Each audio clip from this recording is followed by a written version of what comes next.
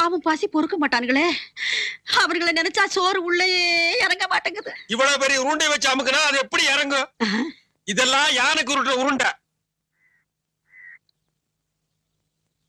ஆத்தா என்ன மன்னிச்சிரு. டோட்டல் தப்பு உங்க அண்ணன் மேலதான். நான் அன்னைக்கே சொன்னேன், சிம்பிளா போனத காலை புடிச்சு தரன்னு மயான வரைக்கும் இழுத்து போடுறான்னு. ஆனா இவன் ஒத்துக்க மாட்டேன்ட்டானே. என் தங்கச்சிக்கு மேளம் கொட்டணும், பாட கட்டணும், ஆர்ப்பாட்டம் பண்ணி காலில் இருக்கிற கமலை கழட்டி வச்சது இவன் தான். ஏன்டா பேச மாட்ட?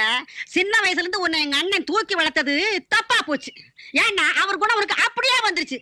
ஆஹா, நீ திருந்தணும்னா சீக்கிரம் உனக்கு ஒரு கால் கட்டு போட்டே ஆகணும். கவலையப்படாத தங்கச்சி, என் வாய் முகூர்த்தம் பாரு.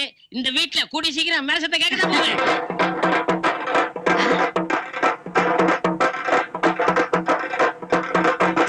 இங்க எதுக்குடா வந்தீங்க?